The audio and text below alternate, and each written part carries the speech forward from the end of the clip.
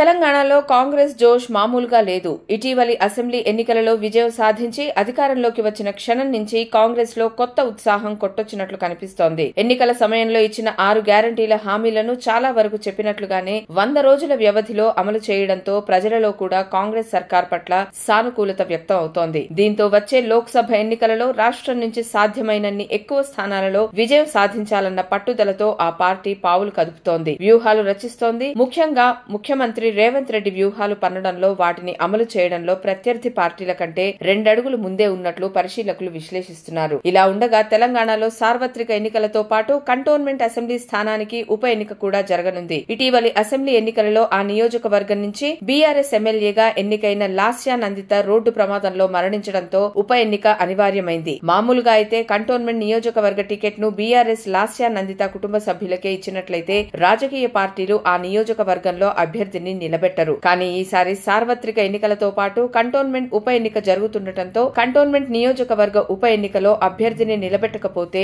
ఆ ప్రభావం లోక్సభకు పోటీ చేసే పార్టీ అభ్యర్థి విజయావకాశాలపై పడే అవకాశం ఉండటంతో కాంగ్రెస్ అభ్యర్థిని నిలబెట్టాలని నిర్ణయించింది. అసెంబ్లీ ఎన్నికలలో ఈ స్థానం నుంచి కాంగ్రెస్ అభ్యర్థిగా గద్దర్ కుమార్తె వెన్నెల పోటీ చేశారు. ఆ ఎన్నికల్లో వెన్నెల పరాజయం పాలయ్యారు. బీజేపీ అభ్యర్థి గణేష్ నారాయణన్ తర్వాత 3వ స్థానంలో నిలిచారు. కాగా తొలుత కంటోన్మెంట్ ఉప ఎన్నికలో కూడా వెన్నెలకే పార్టీ టికెట్ కేటాయించాలని కాంగ్రెస్ భావించినప్పటికీ ప్రజలలో మంచి గుర్తింపు ఉన్న మరో నేత అయితే విజయావకాశాలు మెరుగ్గా ఉంటాయని రేవంత్ రెడ్డి భావించారు. దీంతో కాంగ్రెస్ బీజేపీ స్థానిక నేత గణేష్ నారాయణన్ కు గాలం వేసింది. మంగళవారం సాయంత్రం వరకు మల్కాజ్గిరి లోక్సభ నియోజకవర్గ బీజేపీ అభ్యర్థి ఈటెల రాజేందర్ కోసం ప్రచారం చేసిన గణేష్ నారాయణన్ రాత్రికి రాత్రే కాంగ్రెస్ కండువా కప్పుకున్నారు. పార్టీలో చేరాల్సిందిగా కాంగ్రెస్ ఆఫర్ ను అంగీకరించేందుకు ఆయన కంటోన్మెంట్ టికెట్ ఇవ్వాలన్న షరతు పెట్టారని, స్థానికంగా గణేశన్ కు ఉన్న ఫాలోయింగ్ ను దృష్టిలో ఉంచుకుని కాంగ్రెస్ అందుకు అంగీకరించిందని పార్టీ శ్రేణులు చెబుతున్నాయి. ఇక ఈ నియోజకవర్గం నుంచి బీఆర్ఎస్ అభ్యర్థి ఎవరన్నది ఇంకా నిర్ధారణ కాలేదు. ఈ స్థానం నుంచి తనకు అవకాశం ఇవ్వాలని దివంగత ఎమ్మెల్యే లాస్యా నందిత సోదరి నివేదిత